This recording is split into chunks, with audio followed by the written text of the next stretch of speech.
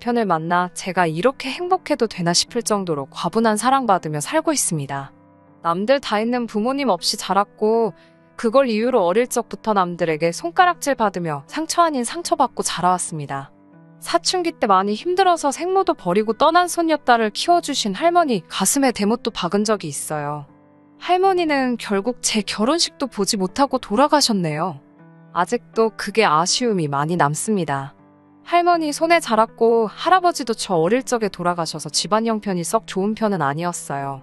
엄마는 사진으로나마 봤지만 아빠는 정말 한 번도 본 적이 없습니다. 학창시절에 공부는 곧잘 했지만 학비 문제로 제가 원하던 상위권 대학교는 나오지 못했어요.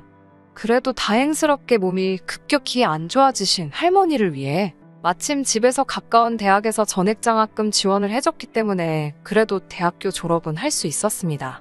할머니께서는 돌아가시면서 그래도 저 때문에 말년에 외롭지는 않으셨다고 고맙다고 하셨습니다. 결혼하는 모습은 보여드리지 못했지만 졸업식에 와주셔서 그때 찍은 사진으로 가끔씩 돌아가신 할머니를 추억하고는 합니다.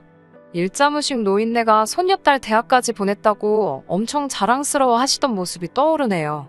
할머니가 돌아가신 후부터는 정말 말 그대로 저 혼자만 남게 되었어요. 학교도 졸업했고 언제까지 할머니 일은 슬픔에 살아갈 수 없어서 이리저리 알아보다가 평범한 중소기업에 취직하게 되었습니다.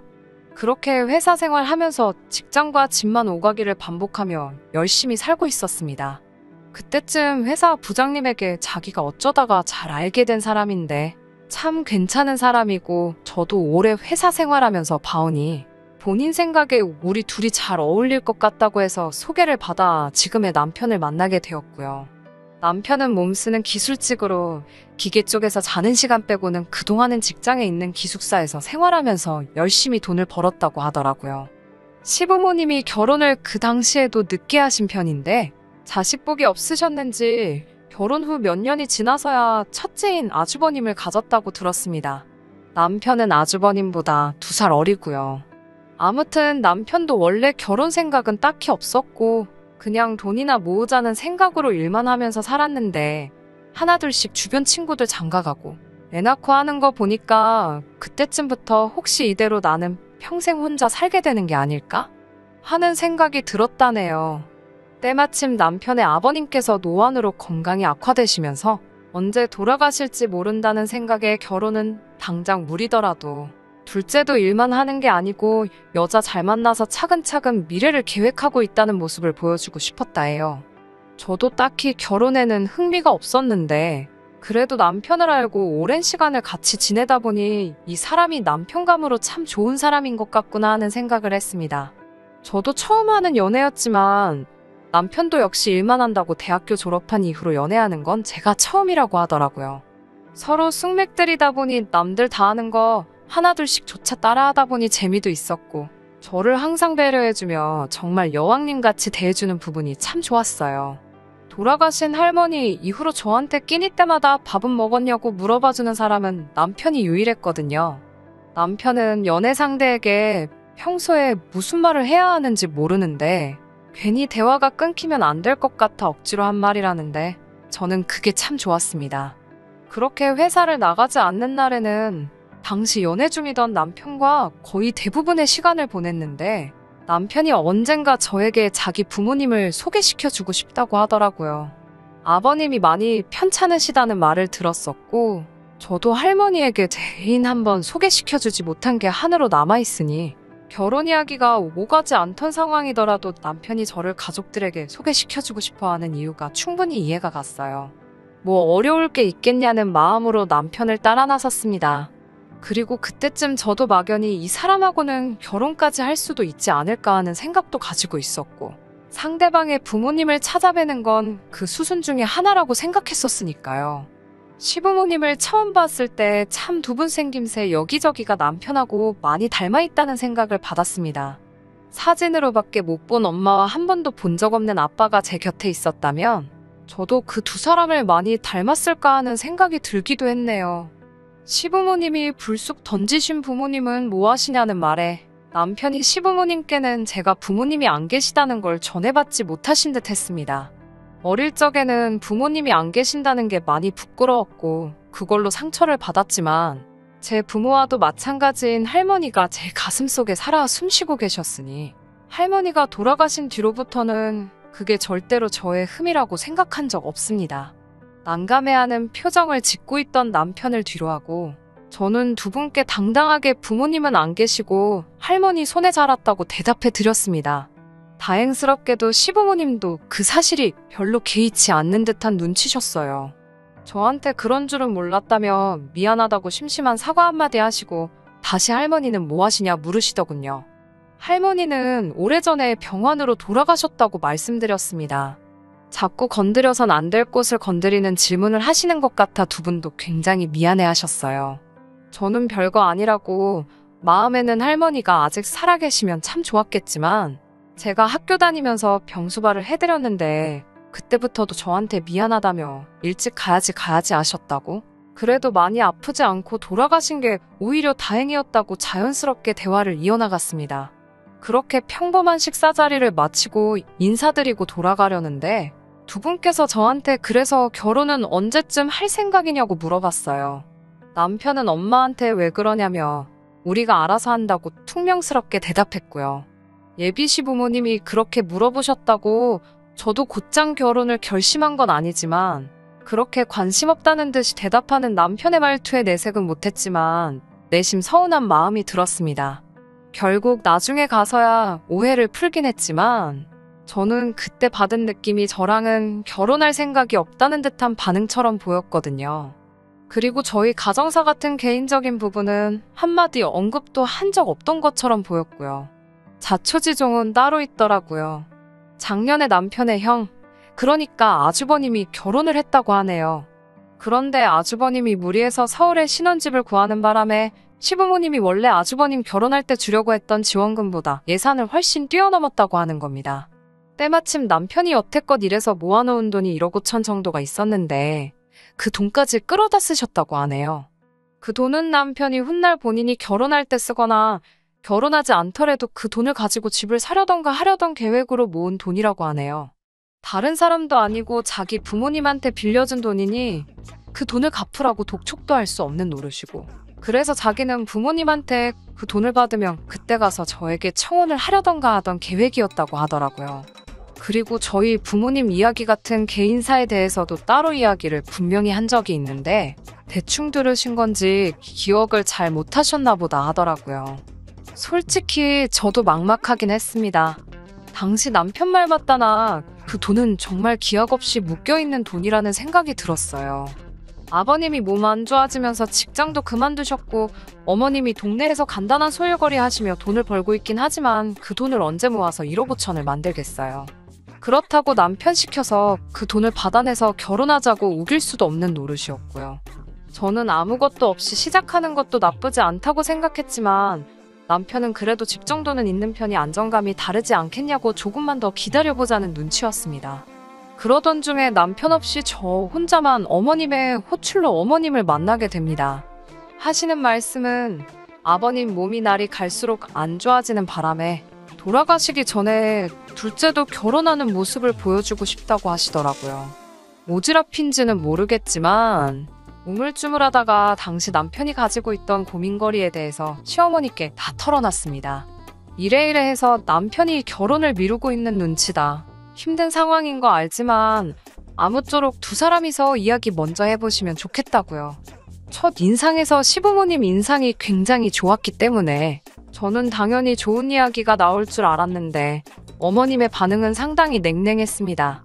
너는 모아놓은 돈이 얼마나 되길래 그러냐. 당장 혼주석에 앉을 사람도 없어 남 부끄러워서 결혼식도 어떻게 올려야 할지 고민이다. 부모가 없으니 결혼식 비용에 돈을 다 쓰게 되면 결혼할 때 예단 같은 것도 못 해오지 않느냐 뭐 이런 이야기요.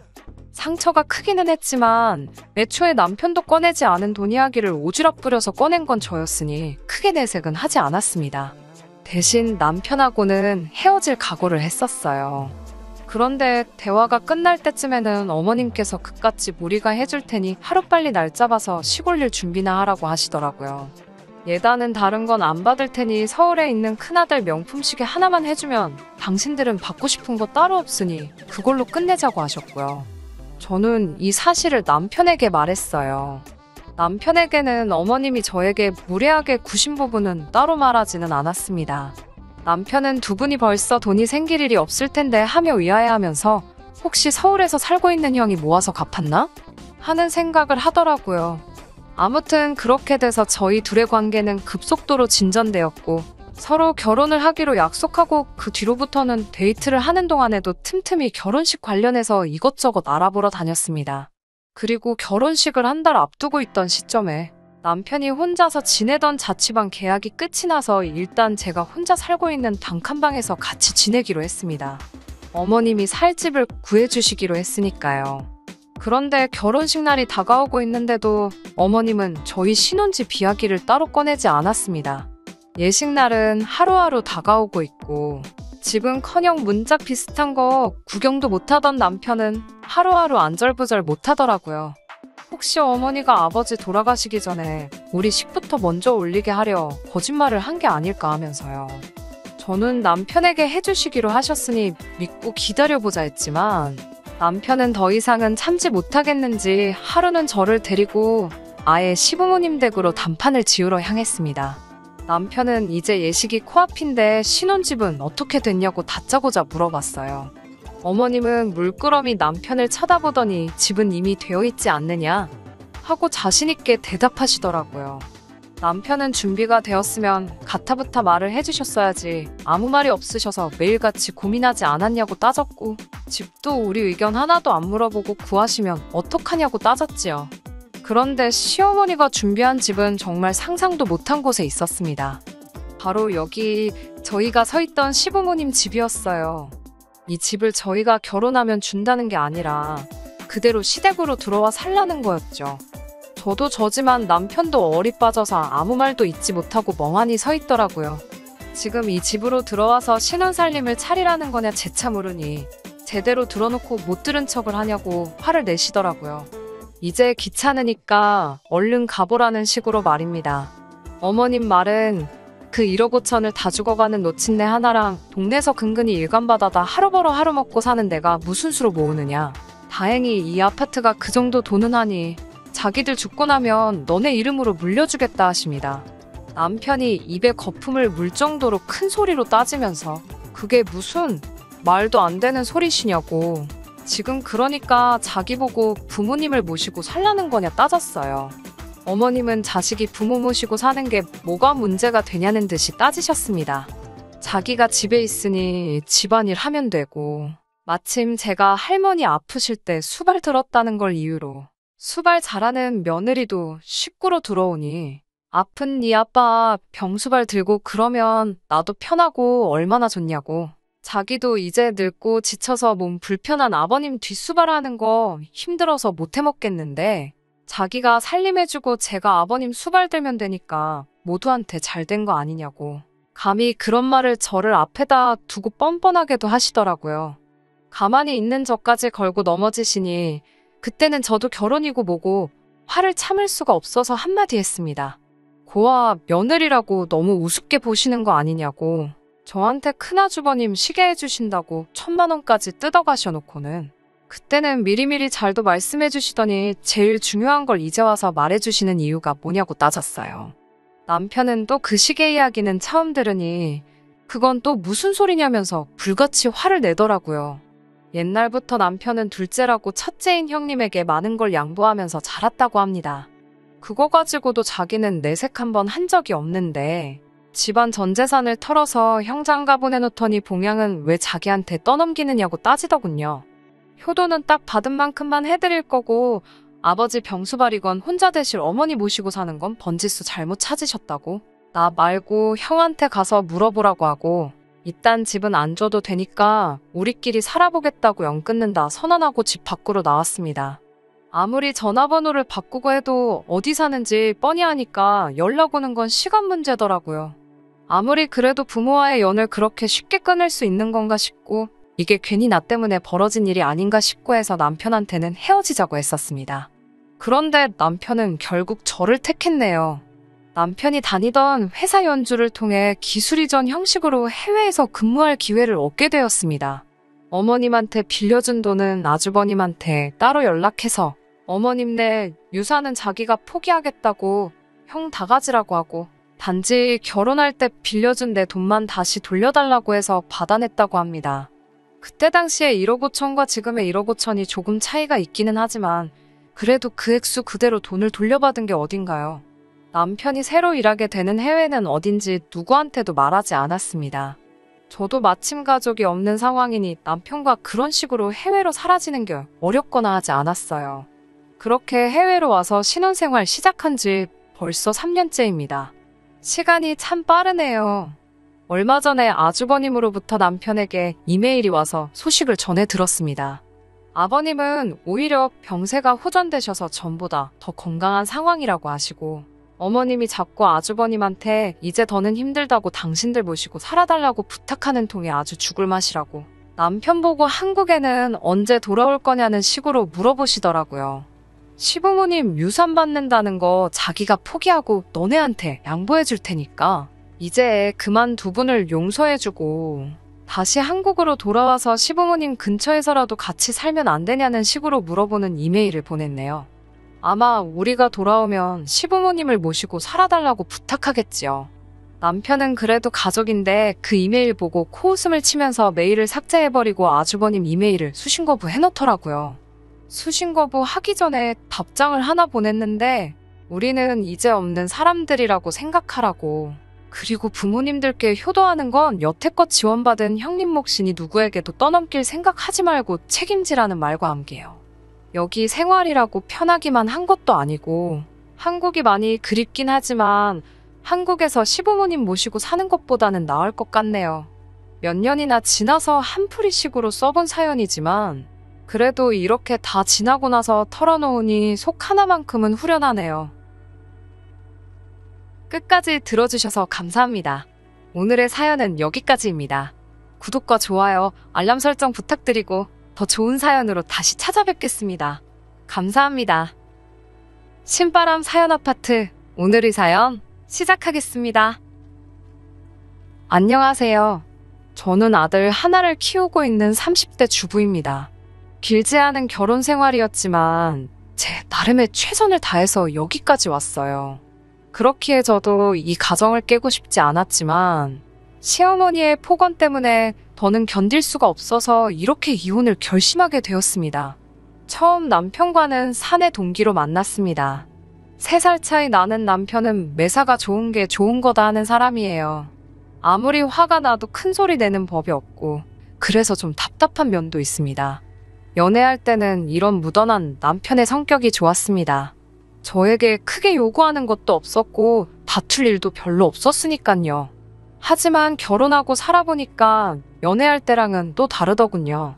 아이들 문제로 부부싸움을 하게 되어도 시댁에서 무리한 요구를 해와도 한 번을 속 시원하게 제 편에 서준 적이 없는 사람입니다.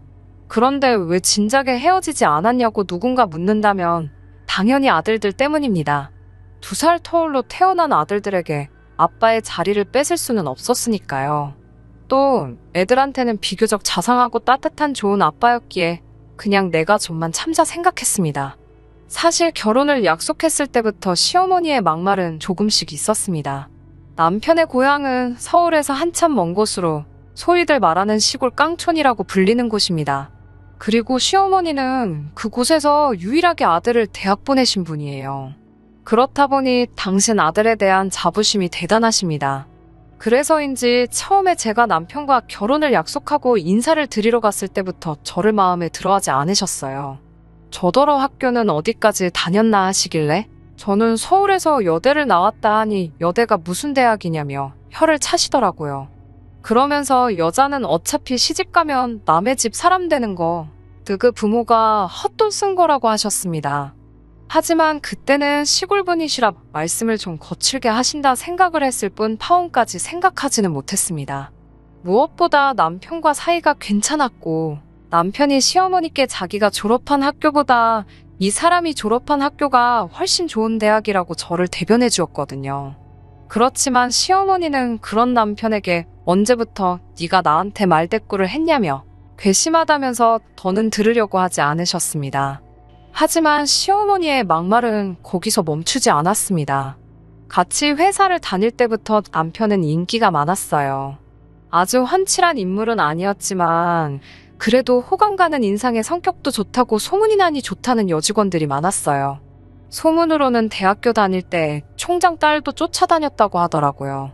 그래서 저랑 사내 커플로 소문났을 때도 솔직히 주변 반응이 각양각색이긴 했습니다. 이게 안 들으려고 해도 다 결국엔 귀에 들어오더라고요. 보통 남직원들은 그래도 참한 여자 골라서 장가간다는 식이었고 여직원들은 눈이 삔 거 아니냐는 소리까지 하더라고요. 제가 막 아주 늘씬하고 얼굴이 예쁘고 그렇진 않거든요. 저는 사실 좀 통통하고 그냥 웃는 상이에요. 귀엽다는 소리는 몇 번 들어봤어도 예쁘다는 소리는 거의 못 들어본 게 사실이고요. 그런데 시어머니가 번번이 제 외모를 지적하시더라고요. 가만히 있는데 왜 인상을 쓰고 있냐고 하시면서 여자가 그러고 있으면 들어오던 복도 나간다고 하시고요. 한 번은 김장 때문에 신우들은 물론이고 주변 사는 이웃들까지 다 시댁에 모인 날이었습니다. 시댁 식구들은 누구 하나 할 것 없이 다들 말랐어요. 신우들은 저만 보면 왜 이렇게 부었냐고 그러고 어디 아픈 건 아니지라며 걱정해주는 척을 했지만 한마디로 저 살쪘다고 돌려서 비꼬는 걸 전 알고 있었습니다. 하지만 저는 한 번도 신우들의 말은 몸이 부러웠던 적이 없거든요. 그래서 그러던지 말던지 크게 신경 쓰지 않았어요. 그런데 그날도 김장을 하러 간 거니까 제가 좀 헐렁한 옷을 입고 있었거든요. 그랬더니 시어머니가 다들 모인 자리에서 저더러 살 좀 빼라고 이래가지고 어떻게 애를 낳냐면서 무안을 주시더라고요. 그때는 남편도 화가 나서 시어머니한테 도대체 이 사람한테 왜 그러냐고 화를 버럭 내더라고요. 그랬더니 시어머니가 오히려 사람들 있는 데서 서럽다며 며느리 없고서 아들놈이 배는 게 없는지 제 엄마한테 저러고 달라든다며 엉엉 우시는 거예요. 평소에는 당신도 한마디 같이 하시고는 무시해버리시는 양반이 보는 눈이 많으니까 완전히 태도를 바꿔버리셨고 졸지의 남편은 아주 천하에 없는 불효자식이 되어버렸습니다. 저도 아주 못돼 처먹은 며느리가 되어버렸고요. 그리고 그날 이후로 남편은 시어머니께 죄송한 마음이 들었는지 전보다 더 잘하고 더 신경 쓰는 효자가 되어버렸네요. 김장 사건 이후 얼마 뒤 제가 임신을 했습니다. 양가 도움 없이 15평 남짓의 투룸에서 살림을 하고 있었는데 하루는 말도 없이 시어머니와 시아버지가 올라오셨더라고요. 집들이 이후로 한 1년 반 만에 오셨던 거예요. 그런데 오시자마자 집을 둘러보시더니 아직도 이 집구석에 사냐면서 어디 시부모 잘 곳도 없다고 옹삭하다며 계속 싫은 소리를 하시더라고요. 제가 멋쩍게 작은 방 치워드릴게요 하니까 어디 시부모가 왔는데 창고 같은 작은 방에서 자라고 하냐고 당신들이 안방을 쓰시겠다 하더라고요. 당시 저도 배가 불러오고 있어서 안방 침대를 내어드리고 바닥에서 자기가 곤란한 상황이었거든요. 결국 남편이 시어머니더러 그러면 오늘은 며느리랑 같이 안방에서 주무시라고 대신 이 사람 자다가 물 마시고 싶다거나 뭐 필요하면 엄마가 해줘야 한다고 했어요. 그러자 시어머니는 며느리가 상전이냐고 한마디 하시더라고요. 남편이 손주 가진 며느리한테 그 정도도 못 해주냐고 하니까 그제서야 됐다고 그냥 작은 방에서 주무시겠다 하시더라고요. 하루 이틀 계시다 신혼회로 가실 건가 했는데 3일째가 되도록 가시지도 않고 신우 쪽에서도 전화 한 통이 없길래 이상하다 싶었습니다. 그래서 제가 시부모님께 언제쯤 내려가실 거냐고 하니까 노인네 둘이 깡촌에서 할 것도 없고 심심하시다며 한 달쯤 있다 갈 생각이라 하시더군요. 그 말을 듣는데 정말 눈앞이 깜깜했습니다. 그러더니 저에게 집에만 있으면 갑갑하다 하시면서 나가서 산에라도 가자고 하시는 거예요. 임신 후 5개월인 며느리한테 산에 가자고 하는 시부모님이 또 계실까요? 그러시면서 하시는 말씀이 너 살도 좀 빼야 되지 않겠냐면서 얼른 산에 가게 준비 좀 하고 나오래요. 그러더니 냉장고를 열어보시고는 사과랑 바나나 같은 과일 좀 챙겨라. 가서 배고프면 힘드니까. 그러시는데 한숨이 절로 나오더라고요.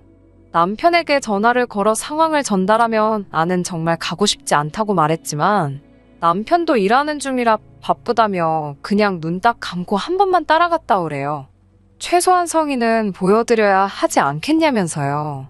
그리고 그날 시부모님이 챙기라는 과일에 생수병까지 챙겨 메고 산에 다녀와야만 했습니다.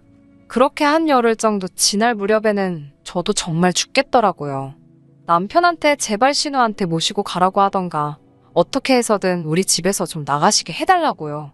태교는 둘째치고 스트레스 받아서 있던 애도 잘못될까 무서워 죽겠다고요.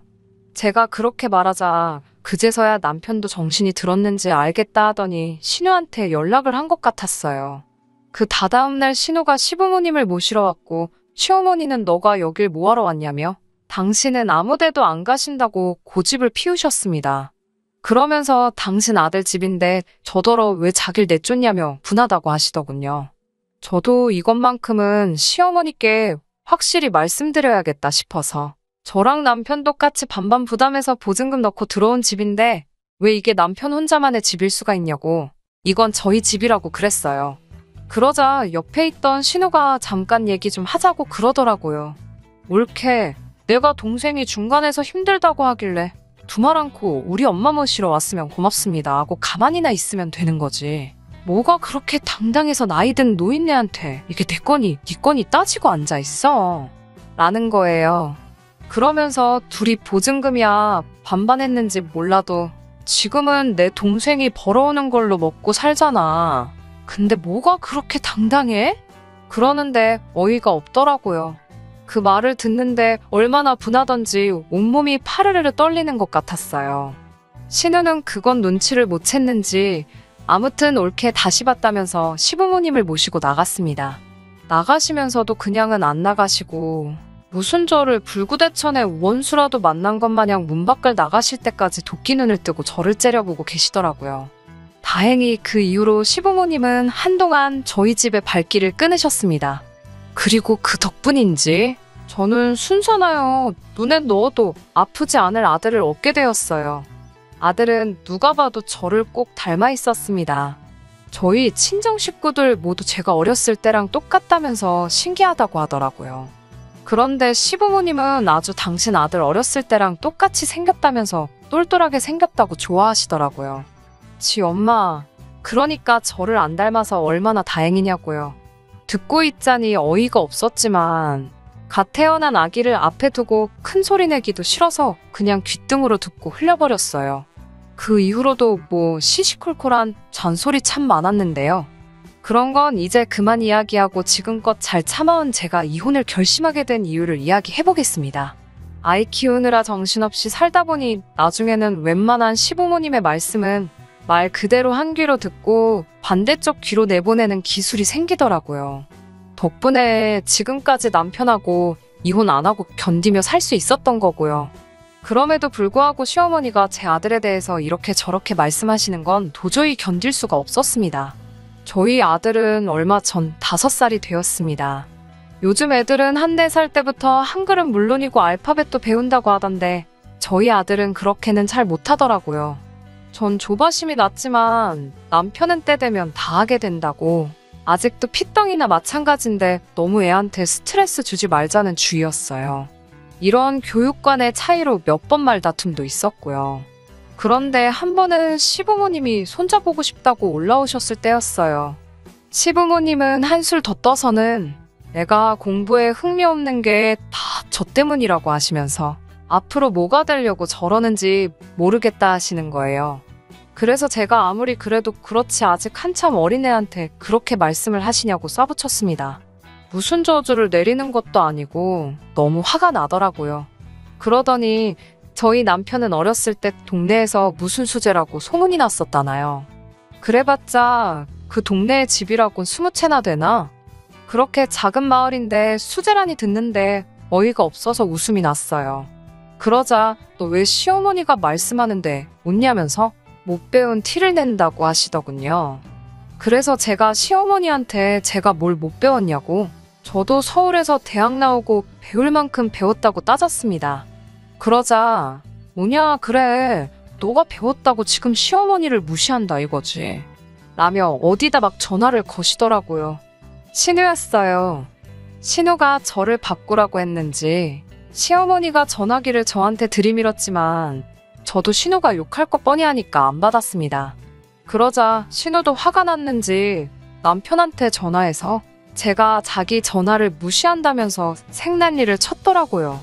남편은 저에게 왜 일을 크게 만드냐면서 너 요즘 한 귀로 듣고 한 귀로 흘리는 거 잘하지 않냐고, 이번에도 그러지 왜 못 참았냐고 제 탓을 하더라고요. 제가 나에 대해서 이러쿵저러쿵 말씀하시는 건 얼마든지 하셔도 괜찮다고. 하지만 왜 아직 앞길이 구말리인 손자한테 그런 소리를 하시냐고 기분 나쁘다고 그랬어요. 그러다 시어머니가 사시면 앞으로 얼마나 사시겠냐면서 나중에 후회하지 말고 계실 때 잘하라고 하더군요. 그 말을 듣는데 얼마나 성질이 나던지 저도 지지 않고 시어머니는 나한테 그러는 거 후회 안 하신대? 라고 따져 물었습니다. 그러자 남편도 딱히 할 말이 없는지 한숨만 쉬더라고요. 그리고는 얼마 전에 결정적인 사건이 있었습니다. 시어머니가 며칠 전부터 신으며 저희 남편이며 연락을 해서 당신이 아프시다고 소문을 내셨더라고요. 남편이 지나가는 말처럼 저에게 어머니가 아프시다네 그러길래 그래, 그럼 병원 가보셔야 되는 거 아냐? 라고 대답하니 그렇지, 가보셔야지 하고는 말더라고요.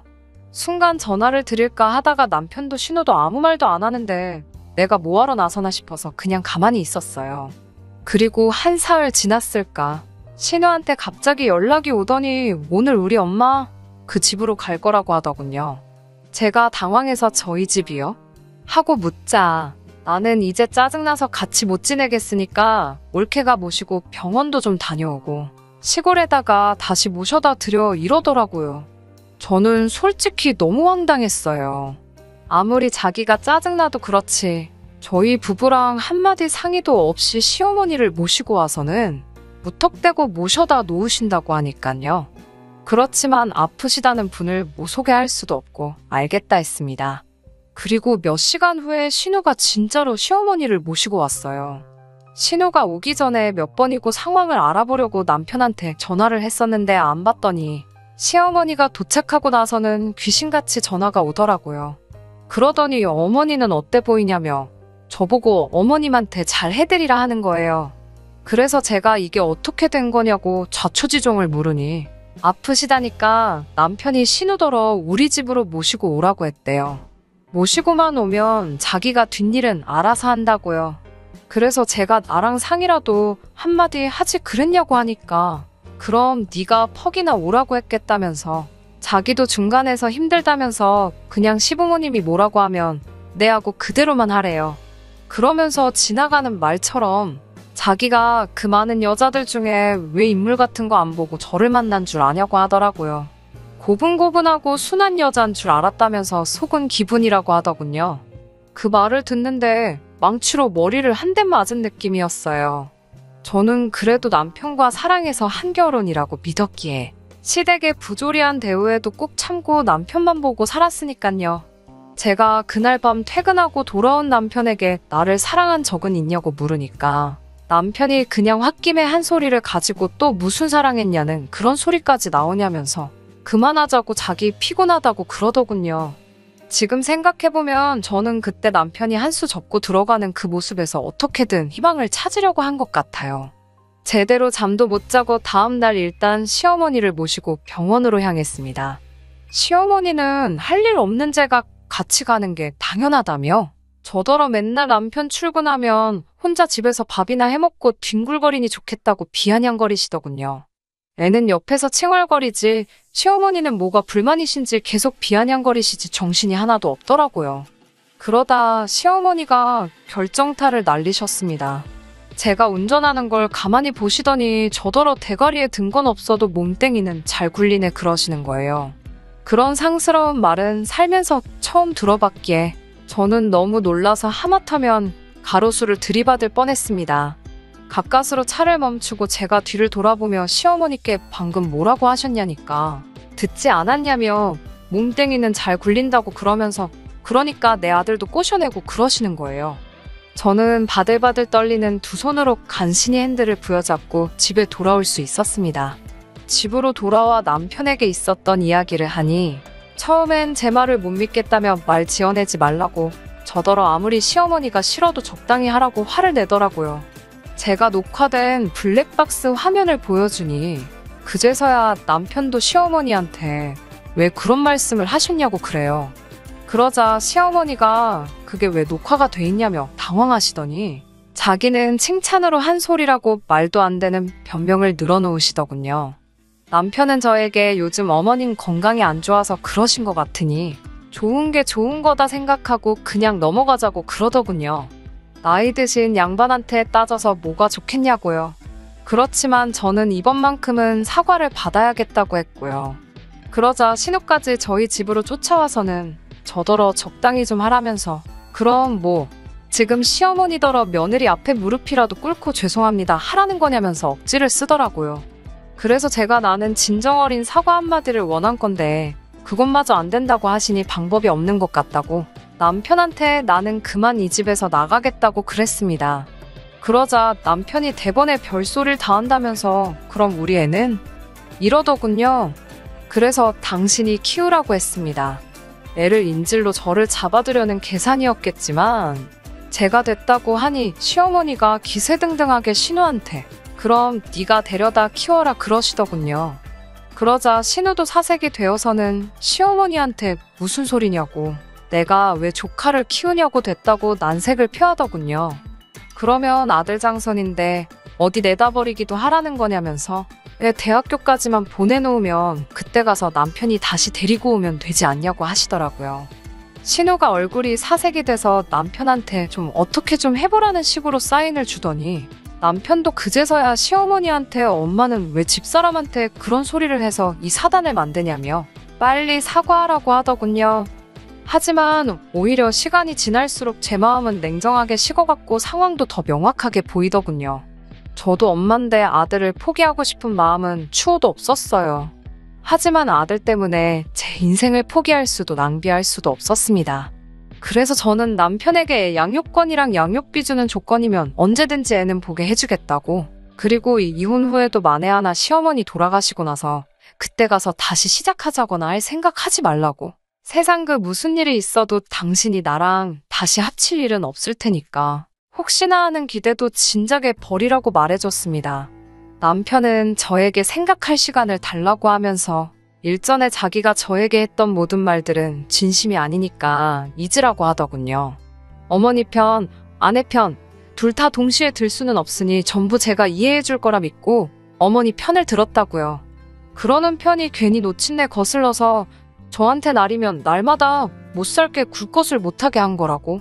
이게 다 제가 편하자고 남편인 자기가 옳은 결정을 내린 거였으니 저보고 그런 부분도 조금 이해해달라는 그럴싸한 변명을 제 마음 다 떠나가서야 하네요. 사랑했던 남편이고 아이에게는 좋은 아빠였으니 저도 마음이 끝까지 흔들렸지만 단지 시어머니가 늙어가신다는 이유로 그 모든 화와 처우를 견딜 수가 없었습니다. 그렇게 지금은 남편과 거의 이혼 절차의 마지막 단계인 이혼 숙려 기간 중입니다. 이혼 사유는 당연히 시어머니의 언어 폭력이었고요.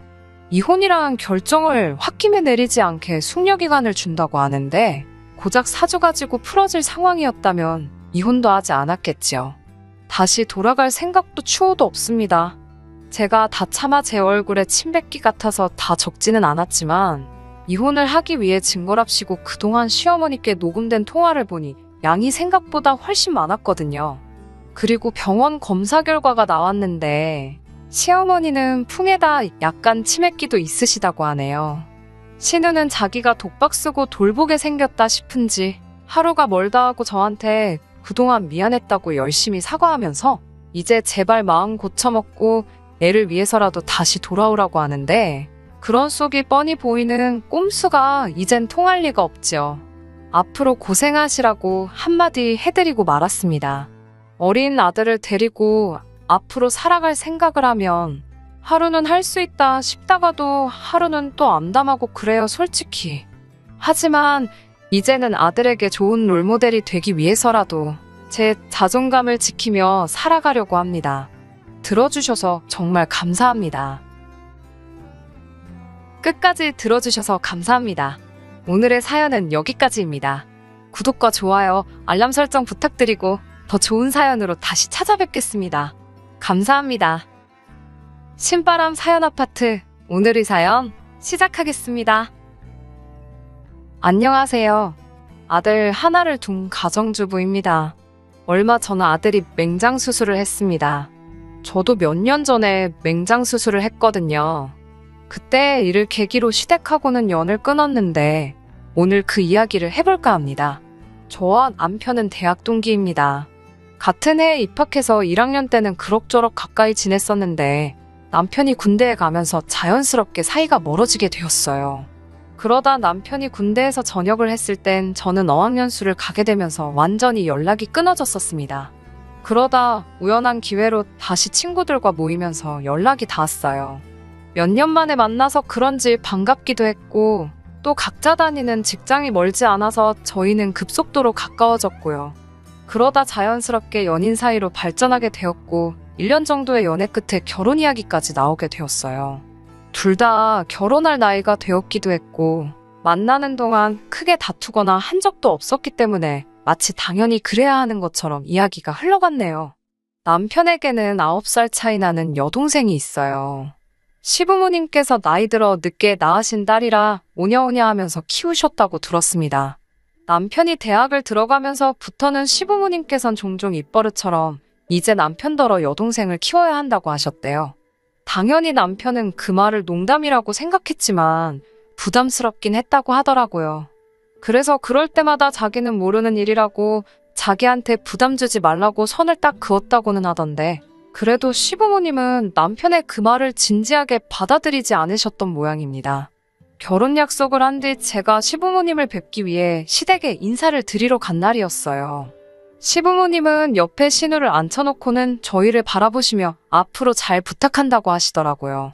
그때만 해도 저는 시부모님이 의례껏 하시는 당신들을 잘 부탁한다는 그런 뜻으로 알아들었습니다. 하지만 알고 보니 그건 앞으로 우리 딸, 그러니까 신우를 잘 부탁한다는 소리였어요. 남편은 서울에서 몇 시간 거리에 떨어진 지방에서 초중고를 다 졸업한 후 서울로 올라왔습니다. 서울에 있는 대학을 졸업하고 직장도 서울로 잡으면서 서울에 정착하게 된 거고요. 그런 오빠의 모습을 봐서인지 신우도 어떻게든 서울에 오고 싶어 했습니다. 신우는 2년의 재수 끝에 서울에 있는 모 여대에 진학하게 되었는데 이때부터 시부모님이 무리한 부탁을 해오기 시작하셨습니다. 그때 저는 결혼한 지 1년이 채 되지 않았을 무렵이고 임신 4개월 차였습니다. 다니던 직장을 그만두고 오롯이 태교에만 힘쓰고 있을 때였고요. 하루는 시어머니께서 전화를 걸어오셨습니다. 그러더니 저에게 신우가 대학에 합격을 했는데 여자애 혼자 서울까지 보내서 혼자 지내게 하려니 걱정이 이만저만이 아니라고 하시더군요. 저도 그 마음은 이해가 되었기 때문에 시어머니께 신우도 성인인데 믿고 지켜보시면 좋을 것 같다고 했습니다. 그러자 시어머니는 그러지 말고 친동생이다 생각하고 신우 학교 졸업할 때까지만 데리고 있어달라고 하더라고요. 그 말을 듣고 너무 황당해서 제가 그러면 못해도 4년인데 그렇게는 어려울 것 같다고 딱 잘라 거절을 했습니다. 그렇지만 시어머니는 포기하지 않고 남편에게 또 연락을 하셔서는 하나뿐인 여동생인데 걱정도 안 되냐며 화를 내셨던 모양이에요. 하지만 남편은 이제 곧 우리 애도 태어날 거고 그럼 지금 사는 집도 좁아서 걱정인데 어머니까지 왜 그러시는 거냐며 이러지 마시라고 거절을 했다고 해요. 그러자 시어머니는 몸도 약한 네 동생 불쌍하지도 않냐고 부창부수라더니 며느리나 너나 참 배정하다며 다시 한번 화를 내셨다고 하더라고요. 사실 신우가 평소에도 아프단 소리를 입에 달고 살긴 합니다. 그런데 대부분이 배 아프다, 머리 아프다 이런 거였고 막상 병원은 절대 안 가더라고요. 약도 절대 안 먹고요. 솔직한 말로만 맨날 아프다고 하지 진짜 아픈 사람 같지가 않거든요. 처음에는 남편이 저랑 데이트를 하던 와중에도 신우가 아프다고 하면 몇 번 쫓아가고 그랬어요. 전화로는 다 죽어가는 소리를 하니까 차마 모른 척하지 못했던 거예요. 그런데 그 빈도수가 너무 잦았고 막상 쫓아가면 이제 괜찮아졌다는 식으로 둘러대버리니 양측이 소년이 따로 없었어요. 남편이 시어머니한테도 몇 번 이에 대해서 이야기를 한 것 같은데 시어머니는 그럴 때마다 오히려 남편한테 지 오빠가 관심 가져주니까 좋아서 그러나 보다고 이해하라고 하시거나 진짜 아프다 괜찮아졌을 수도 있다면서. 당신도 가끔 그런다고 아픈 사람한테 그렇게 말하지 말라고 얼마나 서운해하겠냐며 신우를 옹호하시기 바빴습니다. 그러다 보니 남편도 자포자기한 심정이었는지 그냥 상황되면 한번 얼굴 비추고 괜찮냐 물어주고 안 될 때는 그냥 못 들은 척하고 그런 식이었어요. 그런 신우를 아예 집에서 끼고 졸업할 때까지 4년을 데리고 있으라 하시니 생각만 해도 아찔하더라고요. 그나마 다행히 남편이 시어머니께 안 된다고 몇 번이고 말씀드렸고 시어머니도 백기를 드신 듯 했습니다. 하지만 그로부터 며칠이 흐른 뒤 시어머니는 그럼 저희 집에서 멀지 않은 곳에 신우 자취방을 구해줘야겠다고 하시는 거예요. 그래야 신우한테 무슨 일이 생기면 저희가 가볼 수 있지 않겠냐면서요. 그렇게 말씀하시는데 참 안 된다고 할 수도 없고 그건 뭐 알아서 하시라고 했습니다. 그리고 그때부터 정말 본격적으로 문제가 시작되었습니다. 신우는 정확히 저희 집에서 10분도 걸리지 않는 새로 생긴 신축 오피스텔에 월세로 들어왔어요. 시부모님도 사실 경제적으로 여유가 있으신 분들은 아니신데 신우가 고층 오피스텔이 아니면 싫다고 난리를 쳐서 어쩔 수 없이 월세를 구해준 모양이었습니다. 시부모님 재산이니까 저나 남편이 이래라 저래라 할 자격은 없었지만 저희도 신우나 시부모님이나 참 너무한다 싶더라고요. 저희가 결혼할 때 시부모님은 아직 대학도 마치지 않은 신우가 있어서 경제적으로 도와주기 어렵다 하셔가지고 결국 저희가 모아둔 돈에다 저희 이름으로 받은 대출 합쳐서 시작했거든요. 참고로 시댁에서 못 도와주신다 해서 친정부모님한테서도 받지 않기로 한 거예요.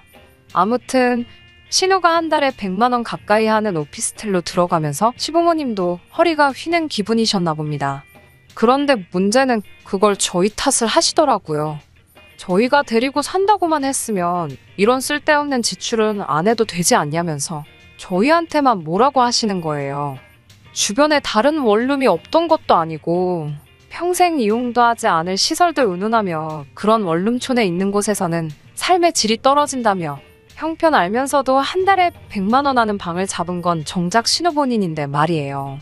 임신 중에는 좋은 것만 듣고 보고 먹어도 부족하다는데 시부모님과 통화만 하면 스트레스가 몇 배로 쌓이는 것 같았습니다. 그래서 출산이 가까워지던 무렵에는 시부모님 전화도 남편한테 다 넘겨버렸어요. 그뿐만 아니라 시어머니는 저에게 수시로 신우네 집을 들여다보길 부탁하셨습니다. 여자 혼자 사는 집에 누가 드나드는 건 아닌지 뭐 필요한 건 없는지 먼저 살피고 챙겨줬으면 좋겠다 하시더라고요. 그 나이에 바깥 음식 많이 먹으면 몸 상하니까 저더러 반찬도 좀 해주고 그러면 어떻겠냐며 나이 차이 많이 나는 언니한테 부탁하기가 쉽겠냐면서 필요하다고 말하지 않아도 윗사람이 먼저 손 내미는 게 도리라고요. 집에만 있는데 뭐가 그렇게 어렵냐며 당신은 장사하실 때 아들 등에 업고 물건도 팔고 재고 정리도 하고 다 하셨다 그러시더라고요.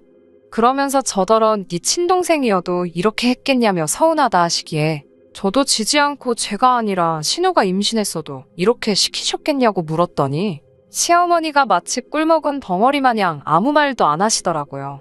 남편한테도 이야기하니 한숨을 푹푹 쉬면서 가뜩이나 몸도 무겁고 힘들 텐데 이런 걸로 스트레스 받게 해서 미안하다며 시어머니 신우 일은 이제 자기가 알아서 할 테니까 그만 신경 쓰라고 하더라고요.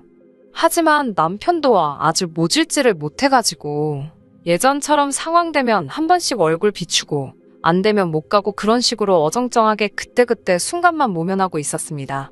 그리고 그럴수록 시부모님과 신우에게 저만 나쁜 사람처럼 보이는 듯 했습니다. 그 점이 너무 짜증이 나긴 했지만 남편 입장에서는 또 어느 한쪽을 칼로 무자르듯 잘라낼 수 없었을 테니까 남편이 안 됐기도 하고 이래저래 짜증이 많이 났어요. 걔가 짖어도 기차는 달린다고 시부모님이랑 신우가 뭐라 하던 시간은 흘렀고 저는 아들 하나를 둔 엄마가 되었습니다. 손자가 태어났다고 해서 시부모님의 태도가 바뀌었냐고요?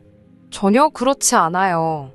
오히려 저랑 남편이 아들 챙긴다고 신우를 등한시할까봐 그런지 시부모님이 간섭은 하루가 다르게 더 심해져만 갔습니다. 게다가 신우도 꾀병을 부려봤자 씨도 안 먹힌다는 걸 알았는지 거짓말의 규모를 키우더라고요. 한 번은 주말이었어요. 남편도 집에 있었고 아기 키우는 집이 다 그렇듯 모처럼 남편한테 아기를 맡기고 저는 잠깐 눈 좀 붙이려던 찰나였는데 신우한테 전화가 왔습니다.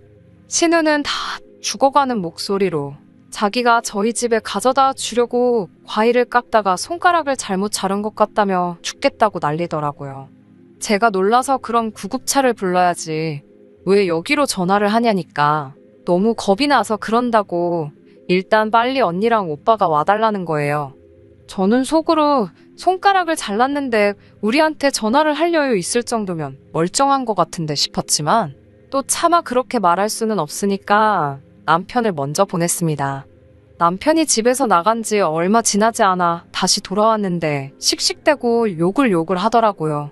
제가 왜 그러냐고 하니까 진짜 무슨 종이에 베인 것 마냥 살짝 베었더래요. 그래서 남편이 왜 다른 사람들 걱정하게 그런 거짓말을 하냐고 하니까 거짓말 아니라고 자기는 정말 손가락이 잘린 것만큼 아팠다면서 온 김에 지 손가락에 데일밴드라도 붙여주고 가라고 하더랍니다. 남편이 너무 열받아서 데일밴드 같은 소리 한다고 소리를 확 지르고 나왔다더군요. 그리고 얼마 지나지 않아 바로 시어머니한테서 전화가 왔는데 전후 사정을 제대로 알지 못하시면서 신우 말만 듣고 저희에게 역성을 내시더라고요. 남편도 그럴 거면 엄마가 옆에 끼고 살지 왜 애를 우리 옆에다 데려다 놓고 우리를 못 살게 구냐고 막 악을 쓰더라고요. 그리고 한동안은 시모나 신우에게서 연락이 안 왔습니다. 정말이지 살맛 나더라고요. 솔직한 말로 남편에게는 좀 미안했지만 앞으로도 계속 이 정도의 거리감을 유지하고 살면 좋겠다 싶었습니다. 그러다 진짜로 일이 터지고 말았습니다. 그날은 이상하게 제가 속이 안 좋았습니다. 뭘 잘못 먹은 것 같지도 않은데 이상하게 속도 울렁거리고 배도 아프고 점점 더 심해지더라고요. 아들 때문에 구급차를 부를 수도 없어서 어쩔 수 없이 회사에 있는 남편에게 전화를 걸었어요. 연애하면서 지금까지 제가 남편한테 아프다고 와달라고 한 적이 없었기에 남편도 상황이 보통이 아니라는 걸 알아채곤 얼른 집으로 와줬습니다. 신우한테 아들 좀 봐달라고 하려는데 신우가 그날따라 도통 전화도 안 받더라고요. 결국 갓난쟁이인 아들을 데리고 병원으로 가야만 했습니다. 배는 아프고 아들이 괜히 병원에 와서 안 좋은 병이라도 옮아갈까 신경 쓰이고 솔직히 정신이 곤두서 있었어요. 의사 선생님이 이렇게 저렇게 보시고 진단하시더니 맹장염이라고 했습니다. 선생님은 그래도 맹장염은 일상으로의 복귀가 빠른 편에 속하는 수술이니까 너무 크게 걱정하지 말라 하시면서 그래도 3일 정도 입원해 있는 게 좋겠다고 하시더라고요. 남편이 이 소식을 저희 친정부모님께 전했고 친정부모님은 당장이라도 병원으로 오시겠다고 하셨습니다. 손자라도 당신들이 봐주신다고요. 하지만 그때 저희 친정아버지도 몸이 불편하신 상황이라 어머니가 그 수발을 들고 있었기에 차마 저희 아들까지 맡길 수는 없었습니다. 남편도 그런 제 마음을 이해해 주었고 남편은 그럼 자기가 휴가를 내겠다고 하더라고요. 그렇게 저는 바로 수술에 들어갔습니다. 그래도 다행히 충수가 터지기 전이라서 3일 뒤에는 퇴원할 수 있을 거라고 하더라고요. 그런데 수술 다음 날 저녁이었습니다. 신우한테 전화가 걸려와서 받으니 자기가 지금 밖인데 술을 너무 많이 마셨는데 지갑을 잃어버려서 집에 못 가고 있다고 자기를 데리러 오라는 거예요. 어이없는 상황에 한숨이 나오더라고요. 그래서 제가 아가씨 저 지금 맹장수술해서 병원에 있어요 이러니까 약간 당황하는 듯 하더니 그럼 오빠는요? 하고 묻더라고요. 괜찮냐는 말 한마디 없이 바로 지 오빠 찾는 걸 보고 저도 정이 떨어지더라고요. 오빠는 집에서 지금 애 보고 있어요. 그러니까 신우가 그럼 오빠더러 애 재워놓고 잠깐 나 좀 데리러 오라고 해줘요. 그러는 거예요. 그래서 신우한테 제가 그게 말이 되냐고 어떻게 애기를 혼자 재워놓고 외출을 하냐고 그랬더니 그럼 자기는 어쩌냐고 그러는 거예요. 그래서 제가 그럼 일단 택시 타고 우리 집 앞으로 오라고 그럼 오빠한테 내려가서 택시비 주라고 하겠다고 했습니다. 그러자 신우가 그러다 오빠가 잠이라도 들면 자기는 어떡하냐고 그렇게 하기는 싫다고 징징거리더라고요. 신경 쓰니까 또 몸이 아파오는 것 같아서 남편한테 당신이 해결하라며 신우한테 전화해보라고 했습니다. 남편은 그냥 무시해버리라고 하더군요. 무슨 한두 살 먹은 어린애도 아니고 신우도 이런 일을 겪어봐야 정신 차린다면서요. 남편까지 그렇게 나오니 제가 나설 이유가 없었어요. 그리고 며칠 뒤 시부모님한테 전화가 왔는데 어찌나 목청이 좋으신지 저 귀떨어지는 줄 알았습니다. 시어머니는 어떻게 다 큰 여자애를 그렇게 내버려둘 수 있냐면서 무슨 일이라도 생겼으면 네가 책임질 거냐고 악을 쓰셨습니다. 그러면서 네 딸이어도 그랬겠냐는 거예요. 저는 어이가 없어서 그럼 어머님이 옆에 끼고 키우시지 왜 번번이 저희한테 이런 죄책감을 느끼게 하시냐고 따져 물었습니다. 남편도 시부모님한테 언제 내가 여동생 낳아달랬냐며 왜 어머니 아버지가 좋아서 낳아놓고 자꾸 나한테 책임을 지게 하냐고 힘들어 죽겠다고 소리를 치더라고요. 그러자 시부모님은 배은망덕한 놈이라면서 이래서 남자는 여자를 잘 만나야 된다고 다시 저에게 그 불똥이 튀어서는 저를 만나면서 남편이 아주 피도 눈물도 없는 아들이 되었다며 제가 문제라고 하시더라고요. 듣다 못한 남편이 시어머니한테 이제 연락하지 마시라고 신우에 관한 이야기라면 죽었다 해도 관심 없다고 냉정하게 말을 끊어버렸습니다. 옆에서 듣던 저도 찬바람이 느껴질 만큼 냉랭한 목소리였습니다. 시어머니는 남편이 그런 식으로 나올 줄은 몰랐다면서 너 진짜 후회 안 하지? 라고 몇 번을 물어보시는 거예요. 남편은 후회 같은 거 안 한다고. 그리고 오늘부터 신우한테 보내주던 용돈들도 싹 끊을 거라고 그러더라고요. 저는 옆에서 남편 통화하는 걸 듣고만 있었는데 이때까지 그 내용을 몰랐던 터라 뭐야 싶어서 남편을 쳐다봤어요. 남편은 흠칫하더니 아주 얼굴이 울상이 되어 있더군요. 시어머니와 전화를 끊고 남편한테 신우한테 보내주던 게 도대체 뭐야? 라고 상냥하게 물어봤어요. 제가 상냥하게 나오니 남편은 오히려 어찌할 바를 모르고 안절부절 못하고 있더라고요. 아무 말도 못하고 있길래 일단 신우부터 집으로 부르라고 했습니다. 그리고 그날 저녁에 신우가 저희 집으로 찾아왔어요. 언제부터 제 눈치를 그렇게 봤다고 눈도 못 마주치고 바닥만 응시하고 있더라고요. 그동안 어린애처럼 굴어서 미안하다고 평소 그래왔던 것처럼 앞으로도 저희랑 잘 지내고 싶다고 하더라고요. 제가 도끼눈을 하고 평소처럼 잘 지내자는 게 뭔 말이냐고 물었더니 그동안의 기고만장한 모습은 어디 가고 바짝 졸아서는 제 눈치만 보고 있더라고요. 신우 앞에 남편을 불러서 당신은 어떻게 생각해? 하고 물어보니 꼼짝없이 제 눈치만 보면서 전전긍긍하고 있더라고요. 오죽하면 매번 그렇게 막무가내였던 신우도 제 눈치를 보는 게 남편의 그 한마디 말실수가 그동안 자기가 누려왔던 걸 전부 포기하게 될지도 모른다는 생각을 받았나 봅니다. 그러니 제 눈치 살살 보며 제 기분 맞추려고 저러고 있겠죠. 하지만 그런 모습에 신우를 보는 게 속이 꼬시다기보다도 이 모든 스트레스의 원흉이 남편 때문이었다는 게 믿기지가 않았습니다. 앞에서는 아무리 싫다 말로는 그래도 뒤로는 신우에게 생활비며 보태주고 잘 돌봐달라는 시모의 말까지 잘 지키고 있던 거였잖아요. 아무리 시모 앞에 강하게 나오면 뭐하나요. 말로는 안 한다 해도 결국엔 신우나 시모는 원하는 거 다 얻어내고 있었는데 말이죠. 그동안의 행동들은 다 제 앞에 보여주기 식이었던 거예요. 벌벌 기고 있는 신우를 앞에다 두고 남편한테 너가 뭔 짓을 했는지 알고 있지? 했어요. 남편도 자기가 여태 저를 속이고 무슨 짓을 하고 있었는지는 충분히 알고 있는 모습이었습니다. 여태까지 돈을 보내줬으면 통장이 있을 거 아니겠냐. 혹시 내가 모르는 게 또 있냐 물었죠. 남편은 이제 제 앞에 더 이상 숨기는 거 없다고 자신있게 말하는데 막상 제 앞에 통장을 가져오라 하니 추뼈추뼈 떼더라고요. 매달마다 신우한테 보내준 돈은 상당하더군요. 집세를 내준 거였냐 물어보니 그건 절대 아니랍니다.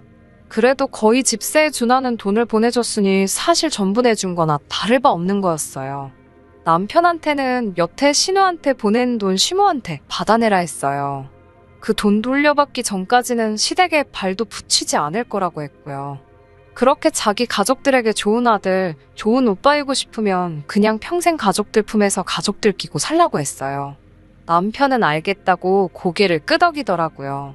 신우는 안절부절 못하고 좌불안성 눈알만 대굴대굴 굴리고 있다가 분위기를 보아하니 더 이상 지 오빠한테 돈 타 쓰는 길이 막힐 것 같으니 제 다리를 붙잡고 늘어질 기회로 저한테 울며불며 빌더군요. 잘못했다고 정말 두 번 다시 새언니 귀찮게 하지 않겠다면서 자기는 오빠가 주는 그 돈이 없으면 살아가기 힘들다고 여태 받던 거에 반이라도 좋으니까 그거라도 받을 수 있게 해달라고 하더라고요. 그러면 두 번 다시 저희한테 별것도 아닌 걸로 전화해서 귀찮게 하거나 하지 않겠다고요. 어린 신우가 저러고 있으니 조금 안쓰럽기는 하지만 이 상황에서 결국 그 돈을 달라고 한다는 건 좀 어이가 없었습니다. 신우한테는 미안하게 됐지만 그 돈은 이제 없는 거나 마찬가지라고 설명해줬어요. 내가 너라면 당장 너네 오빠가 가족들을 못 만나게 될지도 모르는데 여태 주던 거에 반만이라도 달라고 빌기보다는 자기가 아르바이트를 해서라도 갚을 테니 오빠를 용서해달라고 하는 게 맞지 않을까? 라고 참교육을 해줬어요. 신우는 제 말을 듣더니 틀린 말이 하나 없으니 고개만 숙이고 있더라고요.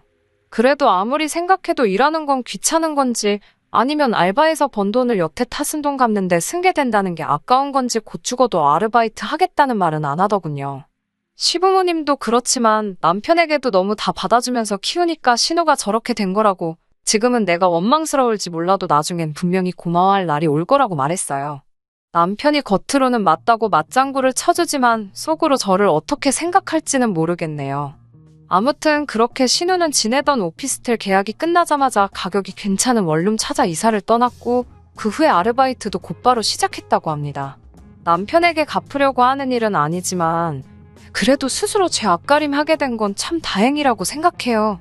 약속한 대로 시댁에는 딱 한 번 어버이날에만 찾아뵙고 있습니다.